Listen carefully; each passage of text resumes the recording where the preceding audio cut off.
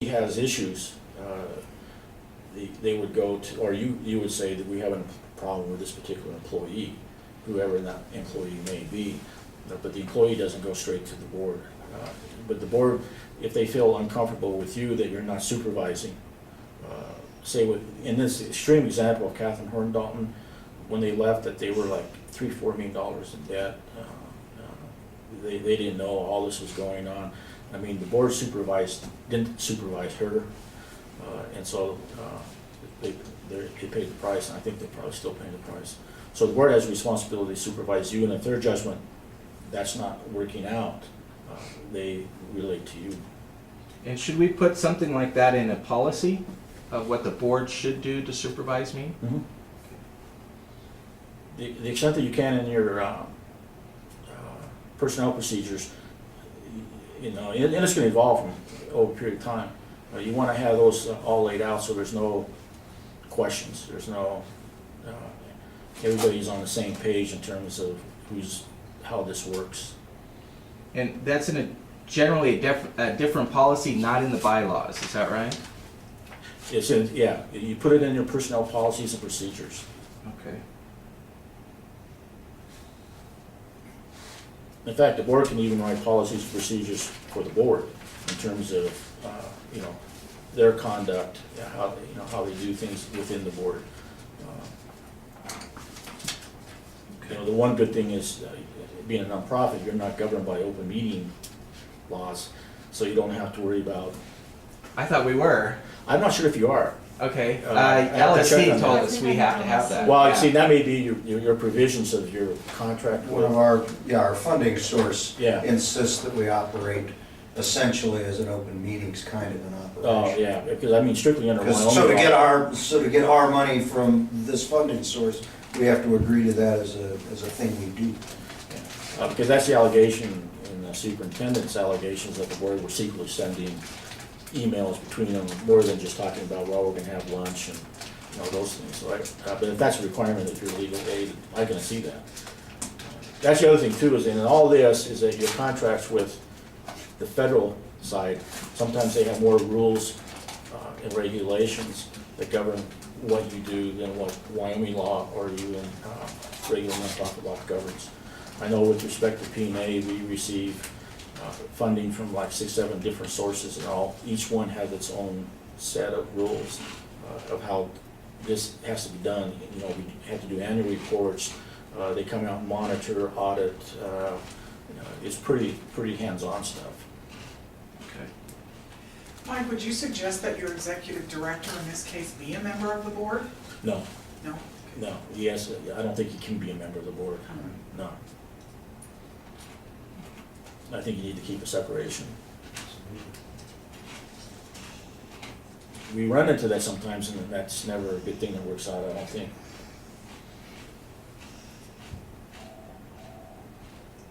But I do think you need to look at your personnel procedures, and, you know, if things need to be evolved and changed and detailed out more.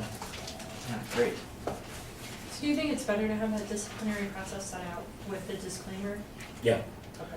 Yeah, because in the disclaimer, I mean, this is one of those strange things. You know, Wyoming Supreme Court says you have to have this bold, it has to be up front, disclaimer. If you don't have it, and so everybody knows the contract. Yeah, it's almost a contract. But even then, And I mean, having gone through this a bunch, yeah, you know, the more detail you have in your personnel manual, the more you're moving away from an employment at will situation.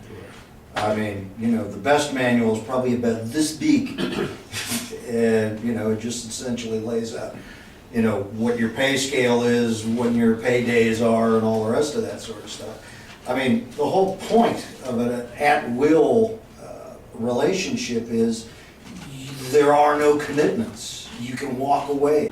The problem from a company's point of view is you don't instill a whole bunch of loyalty that way.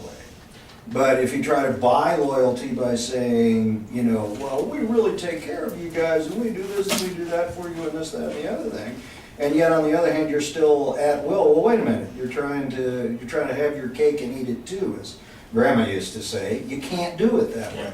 If you're going to buy the loyalty, by extending some sort of benefit, fine. Then you buy it, you extend a benefit, and you gotta live with it. Otherwise, you say, hey, we're all at will here, you know, you can walk away if you want to.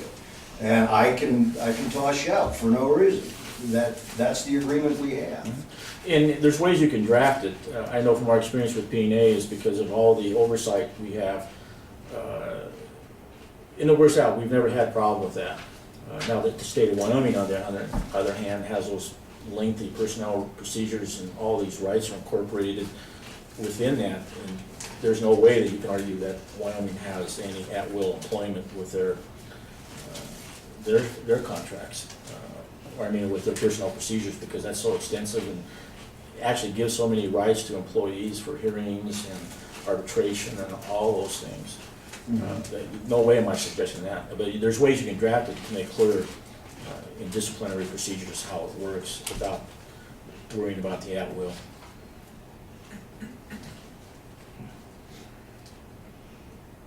It strikes me that one of the policies of having things like progressive disciplinary procedures would be to a certain extent, limit the discretion of the managers, so that the agency is consistent in all places.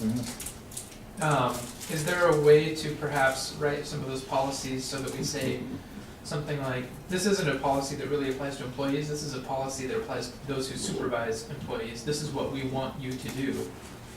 And as far as the individual people are concerned, we say, this is what we tell our managers to do, but you have no recourse if they don't follow this procedure. Yeah, you can certainly do it that way. I can tell you with respect to P&A, we have something similar like that, where a manager has responsibility over, let's say, Lander office, and there's an office in Lander, and he has responsibility, or she has responsibility.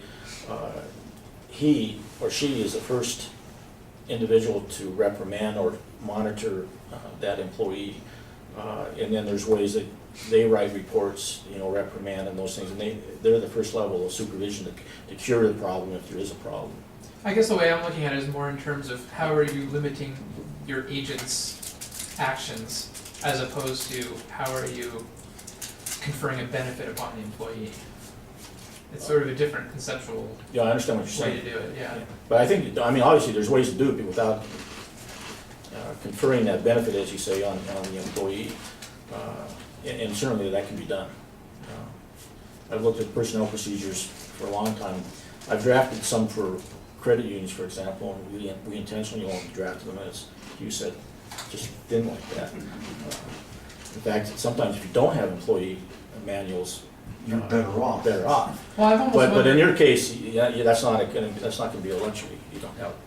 no, but I mean, if you set up a disciplinary procedure like that where you're saying, hey, managers, this is what you have to do, employees, we don't really care. I mean, you can be fired for no reason, you have no recourse. Is it even essential to tell the employees what that disciplinary process is? You can keep it out altogether. I mean, if you want to be strictly employee at will, and just say, we have no disciplinary procedures, and we can fire you on the spot. But on the other hand, because in our case with P&A, we have so much federal supervision, we don't have that luxury of being so, where we can do that. We have. So Robert Barron? Yeah. So we have to have, because of all our oversight, a procedure in there that looks fair and reasonable without violating employment will. Well, I'm just suggesting that wouldn't necessarily be part of the employee manual that everyone gets. It's simply part of those people who have